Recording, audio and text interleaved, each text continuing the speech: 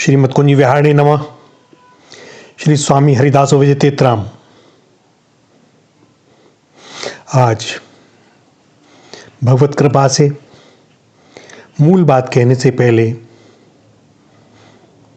कुछ यह दास कहना चाहता है। हम किसी अपने प्रियजन से जिसका हम प्रेम भी पाना चाहते हो, उसका मान सम्मान भी करते हो और उससे बलात् कुछ करवाना चाहें तो क्या है उचित है? मान लीजिए लौकिक भाषा में हम उसे कसम दे दें कि तुम्हें अपनी माता की कसम है, पिता की कसम है या पुत्र की कसम है,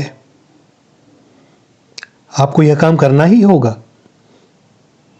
भैया, अपने प्रियजन से या जिसे हम सम्मान देते हैं या जिनका प्रेम पाना चाहते हैं, उनसे इस तरह से हम कैसे बात कर सकते हैं? और यदि वह हमारे इन शब्दों का मान रखकर उस कार्य को कर भी देंगे तो क्या उनके हृदय में हमारे लिए प्रेम रहेगा? इस दास को तो बड़ी शंका है। भगवत कृपा से यह दास इन शपथ, कसम, दुहाई से आज तक बचा हुआ है। इन्हें मानता भी नहीं। तू कहता रहे भैया, यहां अपन तो एक ही को जानते हैं, सब उसी का।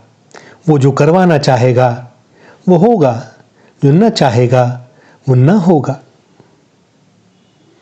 किंतु ऐसी भाषा का उपयोग तो कदापि करना ही नहीं चाहिए।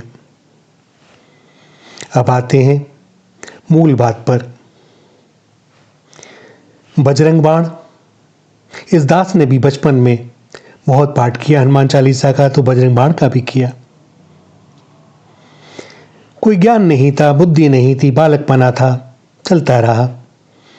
लगता हनुमान जी प्रसन्न होंगे।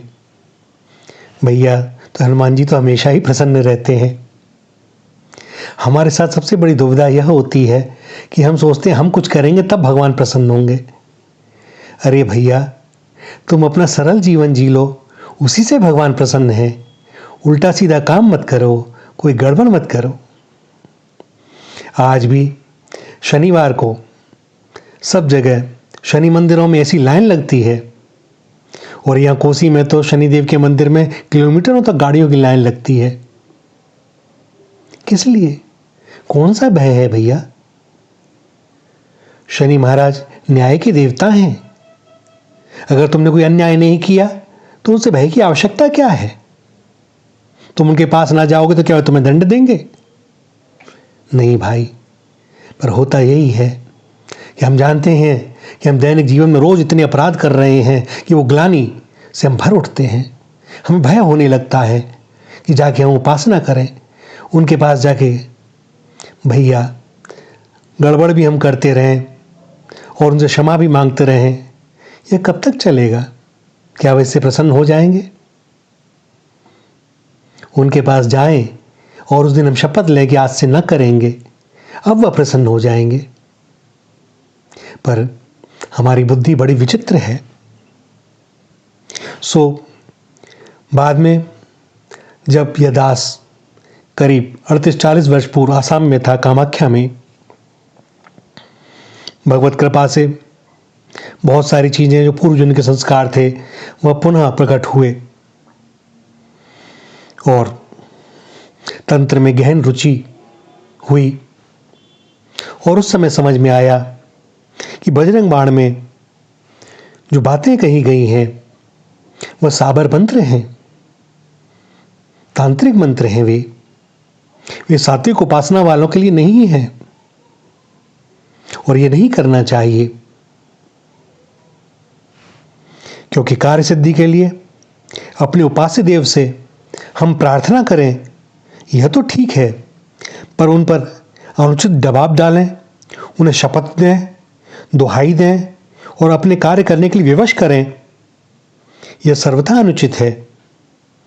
और बजरंग बाण में हनुमान जी महाराज पर ऐसा ही अनुचित दबाव डाला गया है, जैसे इन्हें मारू तो ही शपथ राम की, सत्य हो हरि शपथ पाई के, जनक सुता हरिदास कहावों, ताकि शपथ विलंब न लावों, उठ उठ चल तो राम दुहाई।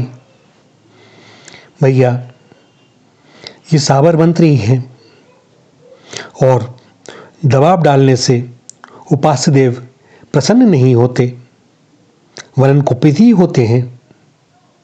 इसलिए यथासंभव बजरंग बाण का पाठ सात्विक भावना वालों को और जो हनुमान जी की प्रीता चाहते हैं नहीं करना चाहिए। बाकी पाठ करें, खूब हनुमान चालीसा करें, किंतु जब समझ में आ जाए अब तक जो हुआ सो हुआ। और कभी कभी दास ये विचार करता है कि क्या यह वास्तव में गोस्वामी तुलसीदास जी की रचना है। अब दास तो बड़ा मूढ़ बुद्धि, ज्यादा जानता नहीं और ज्यादा अपने पास बुद्धि है नहीं, तो जोर उस पर डाले भी क्यों जब खाली ही पड़ा है सब। तो जैसी ठाकुर की इच्छा। संभव है गोसाई जी ने लिखा हो, संभव है गोसाई जी ने तब लिखा हो जैसी उनके बारे में जनश्रुति है कि गोसाई जी ने जब हनुमान जी की आराधना से पूर्व जब एक प्रेत उन पर प्रसन्न हुआ था तो उन्होंने प्रेत से पूछा था कि मुझे बताइए हनुमान जी का दर्शन कैसे हो। तब उस प्रेत ने उन्हें बताया था। तो संभवतः यह शावर मंत्र उस समय का हो और बाद में जब गोस्वामी महाराज ने भगवान हनुमान जी महाराज के दर्शन किए, उनके द्वारा भगवान के दर्शन करे, तो उनकी चित्तवृत्ति और सारी चीज़ें बदल गई और उसके बाद में यह सब फिर कभी नहीं आता। तो संभवतः यह एकदम प्रारंभिक रचनाओं में से हो या हो ना हो अपने को, तो भैया अब जो समझ में आवे सो करें। हम समझें कि कोई इसी प्रकार हमें शपथ दे करके अनुचित दाव डाल के अपना कोई कार्य करवावे तो क्या हम प्रसन्न हो जाएंगे? जब हम नहीं होंगे तो हनुमान जी महाराज कैसे प्रसन्न होंगे? वो राम जी के कारण कर देते हैं तो उसका अर्थ यह है नहीं कि उनकी प्रसन्नता प्राप्त हो गई। तो चिंतन भी करें, मनन भी करें और सात्विक भाव वालों को तो कम से कम बजरंग बाण का पाठ नहीं करना चाहिए। बाकी जैसी प्रभु की इच्छा, जो राम जी चाहें। श्री राधा श्री राधा श्री राधा।